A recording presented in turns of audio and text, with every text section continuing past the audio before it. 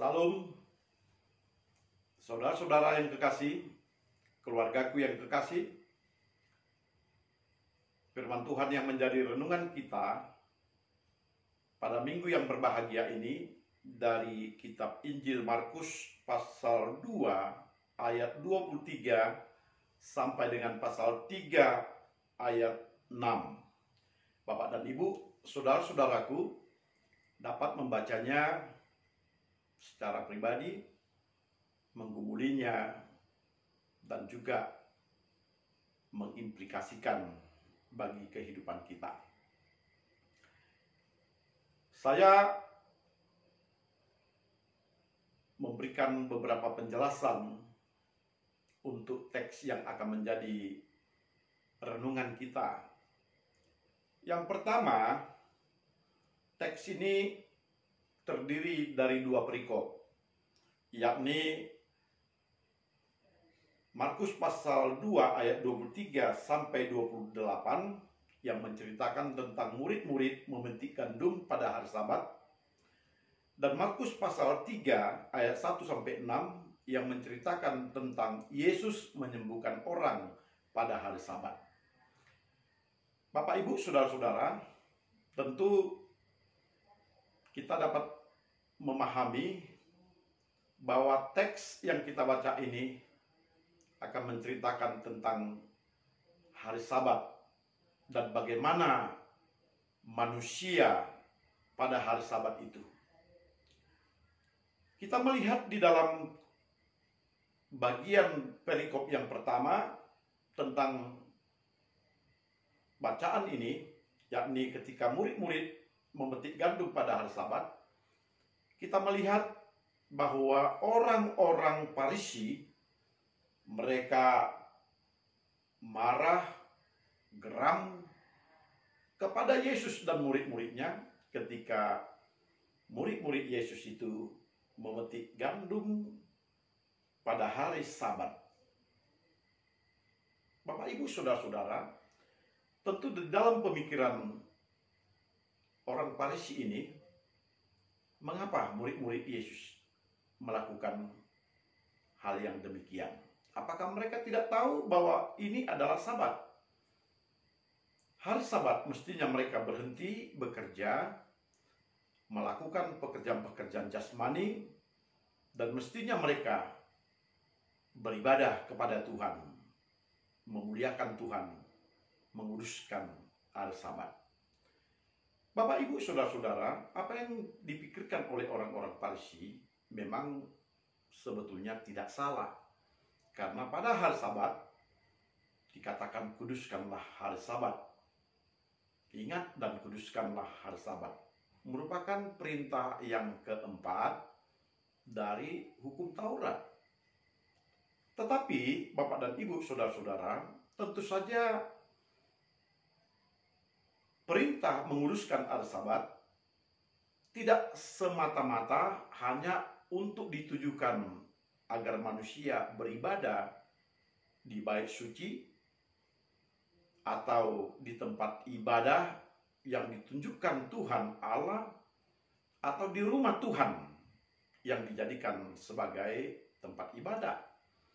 Tentu saja yang dikatakan kuduskan hari Sabat tidak semata-mata hanya untuk beribadah di dalam pengertian kita melakukan ibadah sebagaimana ibadah di bait suci.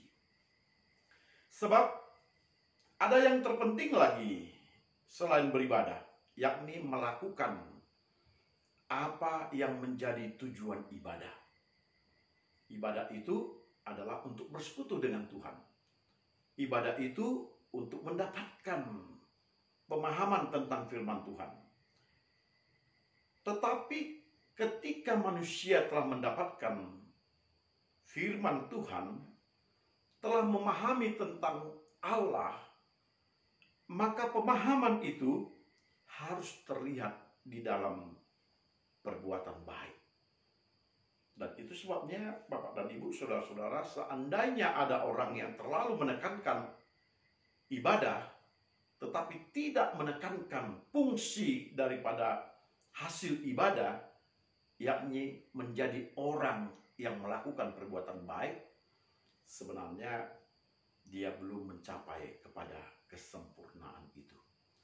Sebab pada dasarnya, Bapak dan Ibu, perintah menguruskan hari Sabat bagi orang Farisi yang tentu saja mengikuti hukum Taurat, mereka harus memahami dua hal. Yang pertama, untuk kitab Keluaran secara khusus di pasal tentang Dekalog, pasal 19, 20, memang dibicarakan untuk menguruskan hari Sabat, karena di sanalah Tuhan berhenti bekerja sehingga menghendaki orang untuk berhenti dan beribadah.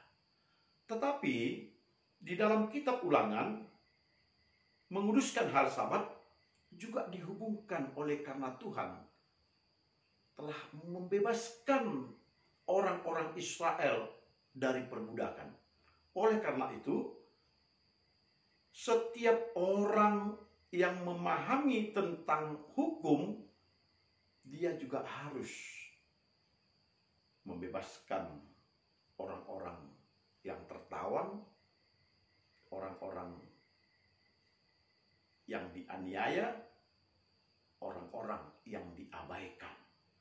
Sehingga dengan demikian, maka menguruskan hari Sabat oleh hukum Taurat yang terdapat di dalam kitab Ulangan juga dikatakan untuk kita melakukan perbuatan baik kepada sesama kita, membebaskan mereka dari keadaan keterhukuman itu, dari keadaan ketertindasan itu, dari keadaan di mana dia mengalami sengsara.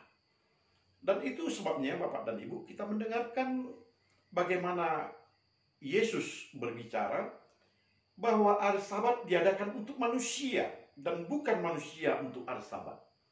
Artinya bahwa manusia itu harus mendapatkan perhatian pada hari Sabat.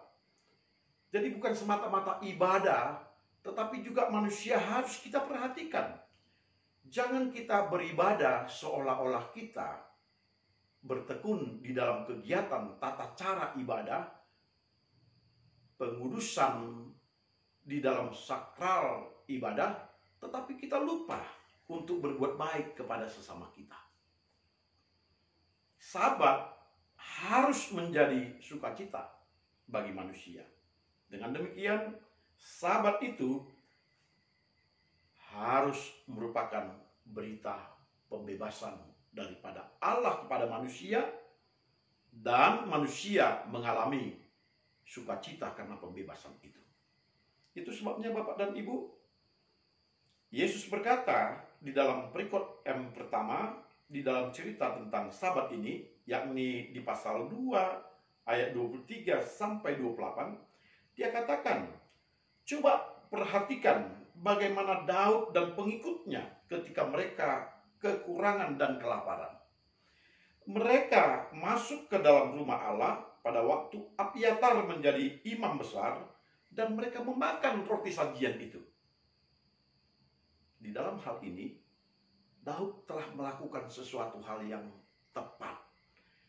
Orang yang lapar jangan dibiarkan mati. Orang yang lapar harus diberikan makan, sekalipun itu makanan yang diambil, yang dikhususkan bagi para imam-imam.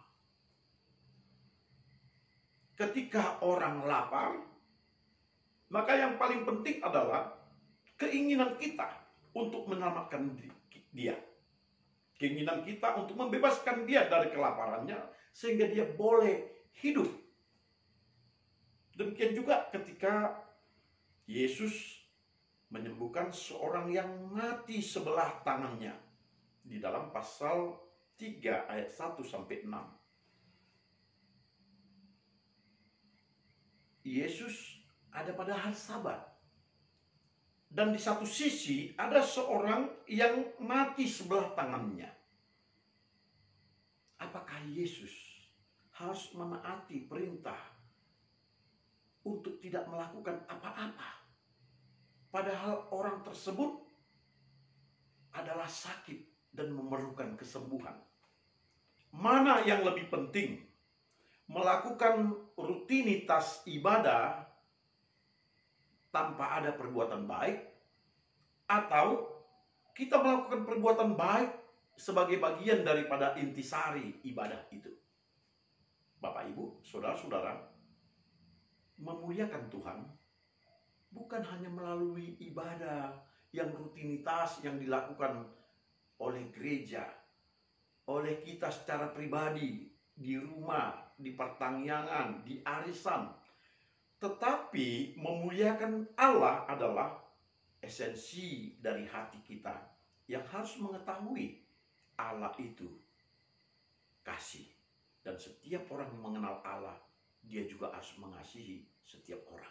Sehingga dia harus bersedia untuk melakukan perbuatan baik kepada setiap orang.